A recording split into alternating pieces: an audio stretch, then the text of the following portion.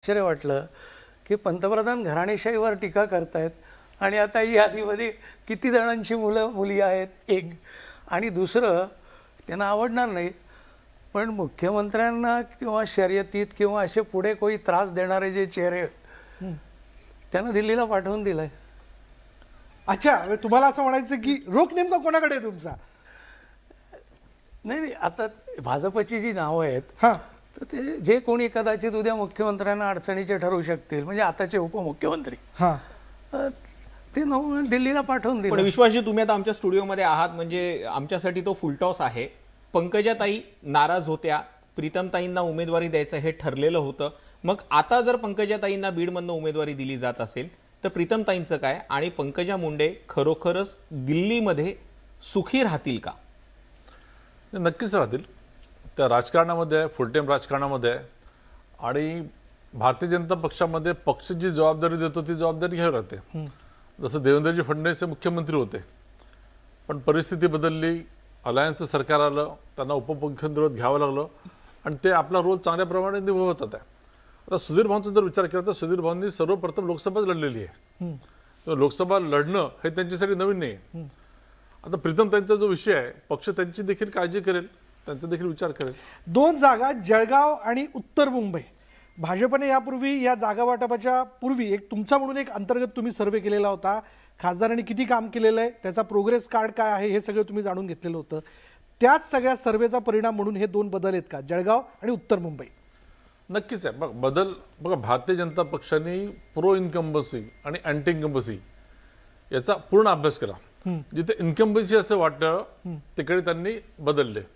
मात्र जिथे एकाच व्यक्ती म्हणजे आता नितीनजी गडकरी आहे, गेले 10 वर्ष तिथे आहेत आणि लोकांना तेच पाहिजेत परत, ज्याला आपण प्रो इन्कम्बन्सी म्हणतो. त्यामुळे दोन्हीचा अभ्यास करून जिथे आम्हाला उमेदवार बदलायला हवे तिथे आम्ही उमेदवार बदलतोय आणि जिथे तोच उमेदवार परत निवडून येणार असं लक्षात आलं, जसं रावसाहेब दानवे पाटील ते परत हमखास निवडून येतील. म्हणूनच त्या प्रो इन्कम्बन्सी आहे, म्हणूनच तुम्ही हिना गावी त्यांना नंदुरबारमध्ये कायम ठेवले, सुभाष भामरेंना धुळ्यामध्ये कायम ठेवलेलं आहे, भिवंडीतनं कपिल पाटलांना कायम ठेवलेलं आहे, त्याचबरोबर रक्षा खडसे कायम आहेत आणि पुन्हा दिंडोरीतनं भारती पवार सुद्धा कायम आहेत.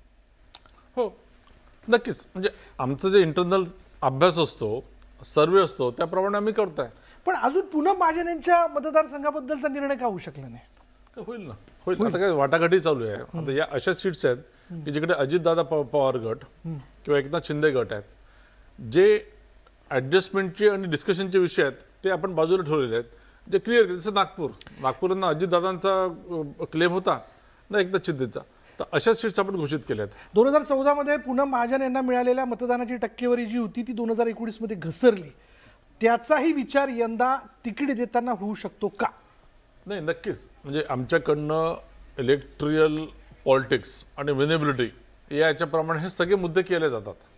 एक मोठी ब्रेकिंग न्यूज आपल्याला स्क्रीनवरती दिसते आहे. मिहिर कोटेचा यांना उमेदवारी जाहीर केली गेलेली आहे. मुंबई उत्तर पूर्वमधनं मिहिर कोटेचा आत्ता भाजपाचे आमदार आहेत आणि त्यांना लोकसभेची उमेदवारी दिली गेलेली आहे मुंबई उत्तर पूर्वमधनं.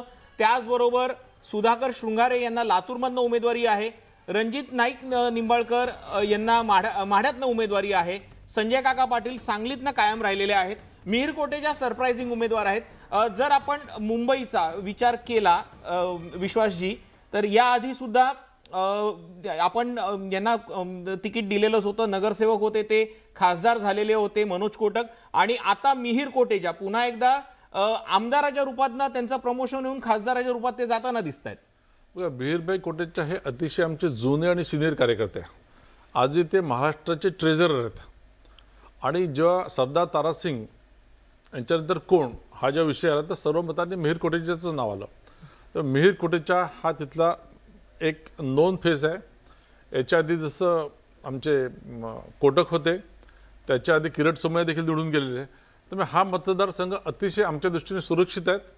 मात्र जेव्हा सर्वे आम्ही घेतला तर मिहिर कोटेचांचं नाव पुढे आल्यामुळे त्यांना पण तिकीट दिलेलं आहे. आमचा जो सर्वे मगासचा होता की असे काही मतदारसंघ आहेत ज्याच्यामध्ये लोक हे नरेंद्र मोदींना बघून, पक्षाला बघून मतदान करतात, तिथे व्यक्ती कोणीही असली तरी चालेल, तर हे त्याचंच उदाहरण म्हणावं का?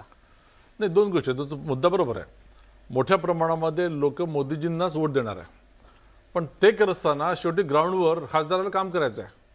त्यामुळे असा खासदार जो लोकांच्या पसंतीला उतरणार आहे, तर तशी आपण नाव दिलेली आहे.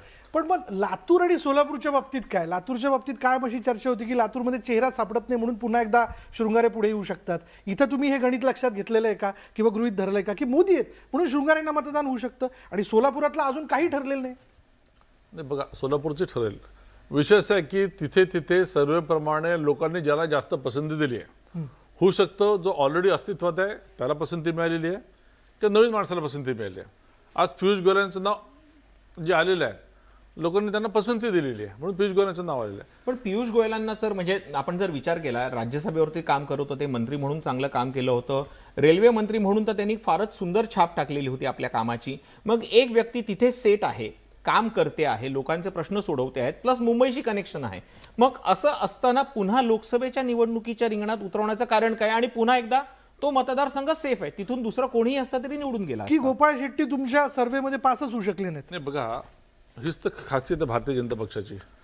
आज आम्ही ज्या प्रकारचं इलेक्शन लढतोय, हे पुढच्या 20 वर्षाची भारतीय जनता पक्षाची बांधणी आहे. आता पियुषजी ज्या प्रकारे तिकडे सेट झाले, तुम्ही म्हणाले 2 टर्म त्यांनी राज्यसभा उपभोगली आहे, चांगलं काम देखील केलं आहे. मग त्यांच्यासारख्या नेत्याला जर आम्ही फील्डमध्ये आणलं तर ते अजून आश्वासक असा निर्णय आहे त्याच्यातनं. राज्यसभेत तर आम्ही कोणाला पाठवू शकतो. त्यामुळे हे जे मंथन आहे, हे चर्निंग आहे, हे केवळ भारतीय जनता पक्ष करू शकते. यापूर्वी ज्या जागांवरती भाजपचे खासदार होते त्या जागांची अदलाबदल होऊ शकते का? म्हणजे मी वारंवार तेच विचारतोय. पूनम महाजनांच्या जागेच्या संदर्भातला मुद्दा असेल, सोलापूरचा मुद्दा असेल, तसंही काय गणित आहे? बघा, ते देखील शक्य आहे. ज्या प्रकारच्या वाटाघाटी चालू आहे आणि जो काही वेळ लागतोय, त्याच्यामध्ये केवळ आणि केवळ मुद्दा असा आहे की इथून तिघांपैकी कोणाचा उमेदवार निवडून येईल, कोणत्या पक्षाला ते तिकीट द्यायचं असं मी उलटं डिसाईड करत नाही. जो उमेदवार निवडून येईल त्या पक्षाच्या उमेदवाराला उभं करायचं आणि 48ची टॅली 48-48 कसे मिळवता येतील या दृष्टीनेच आमच्या वाटाघाटी चालू आहेत. म्हणजेच गेल्या वेळी भाजपचे जे उमेदवार तिथे खासदार म्हणून निवडून आलेले होते ते पुन्हा निवडून येतील याची भाजपला शाश्वती वाटत नाही? अजिबात नाही. होऊ शकतं त्याच्यापेक्षा एखादा अजितदादा गटांचा किंवा एकनाथ शिंदे गटाचा जर पसंतीमध्ये पुढे असेल तर आम्ही त्याला तिकीट देऊ. म्हणजे मग जे कॅल्क्युलेशन चाललेलं आहे 48 जागांपेक्षी कोणाला किती मिळणार, कोणाला किती मिळणार, तर या जागांमध्ये कमी जास्त जागा होऊ शकतात आणि जर पदरात कमी जागा पडत असतील तर भाजप त्यासाठी तयार होईल का? 100%. त्यामुळे कोणाला किती जागा हा विषयच नाही.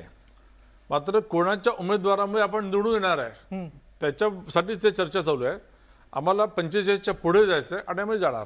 विशाल, हा खूप मोठा महत्वाचा मुद्दा त्यांनी मांडलेला आहे की बाबा आमचा उमेदवार आमच्या तिकिटावरती निवडून आणण्यापेक्षा विनिंग प्रोबॅबिलिटी ज्या उमेदवाराची आहे, मग तो कोणत्याही पक्षाचा असो, महायुतीतल्या कोणत्याही पक्षाचा तो उमेदवार जरी असला आणि त्याची जर विनिंग प्रोबॅबिलिटी जास्त असेल तर भाजपा त्याला तिकीट देईल. पण हे लक्षात घ्यायला पाहिजे की विश्वास पाठक अप्रत्यक्ष असं देखील सांगण्याचा प्रयत्न करतायत की जी नाव आपण वारंवार घेतोय तिथं काही धक्कातंत्र आपल्याला बघायला मिळू शकतं. पहिल्या यादीत तर दिसलेलंच आहे. मला आनंदराव, तुम्हाला हा प्रश्न विचारायचा आहे. जो मुद्दा विश्वास पाठकांनी मांडला की भाजपा हे पुढच्या 20 वर्षाचं राजकारण करतं आहे, प्रो इन्कम्बन्सी, अँटी इन्कम्बन्सी याचा विचार करतंय, विनिंग प्रोबॅबिलिटी असलेल्या उमेदवाराचा विचार करतंय, हा विचार काँग्रेसकडनं, महाविकास आघाडीकडनं आणि केंद्रीय पातळीवरती इंडिया आघाडीकडनं होताना दिसत नाही का? नाही, होतो ना नेहमी. पण मी तुम्हाला सांगितलं असं, आम्ही जाहीर चर्चा करत नाही. त्याचे ॲनालिसिस झाले, त्याचे जाहीर ॲनालिसिस झालेले आहेत, नाही असं नाही आहे. पण आत्ता आमचं कसं झालेलं आहे की अजूनही आमची जागा वाटपाची बोलणी ती सोमवारला फायनल होतील. कारण राहुलजी उद्यापर्यंत रविवारपर्यंत यात्रेत आहेत. सोमवारी फायनल होतील आणि मंगळवार बुधवारकडे सगळं डिक्लेअर होईल. अंतिम जागा वाटप जे आहे त्याची चर्चा किंवा लिस्ट फायनल करे राहुलजींच्या यात्रेमुळे आणलं नाही. असं आहे की काही प्रमुख लोक त्या ठिकाणी रविवारची सभा आहे शिवाजी पार्कला, त्याच्या तयारीत आहेत. काही लोक आमचे नेते मंडळी नंदुरबारला आहेत, काही नाशिकला आहेत.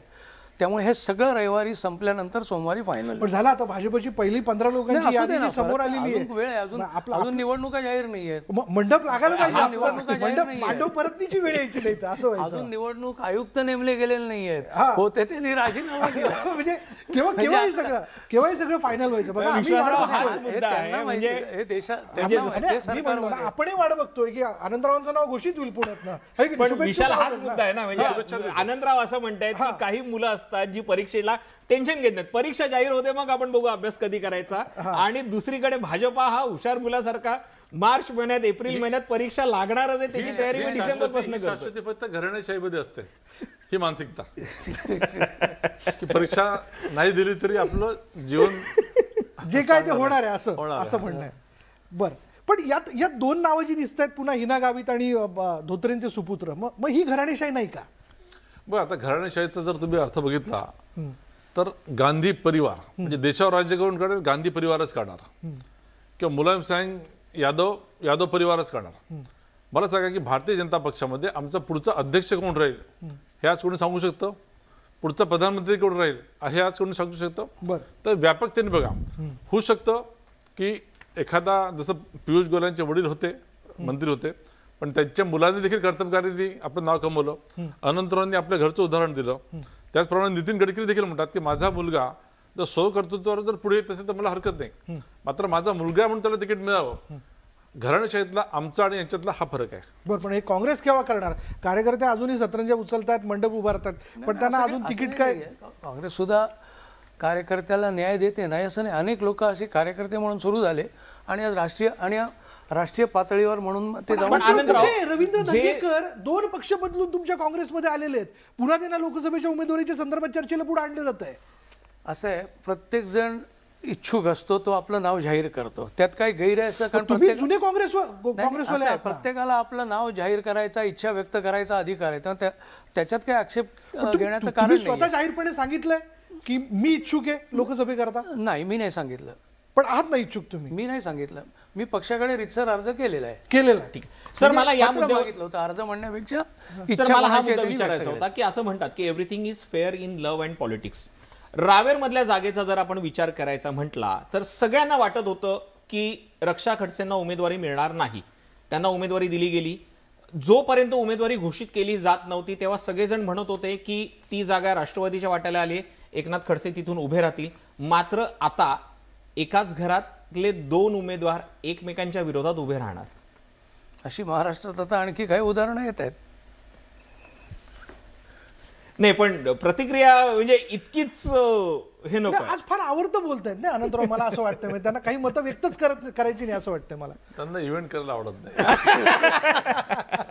कदाचित मला असं वाटतं म्हणजे ठीक आहे, आमची मैत्री फार जुनी आहे म्हणून मी हे स्टेटमेंट करू शकतो की राहुल गांधींच्या सभेनंतर आनंदराव बोलतील असं. पण विश्वास पाठकजी, खानदेशाचं राजकारण अगदी वेगळे तसं बघायला गेलं तर तिथले मतदार देखील धक्कातंत्र देणारे आहेत हे आपण निश्चितपणे म्हणू शकतो.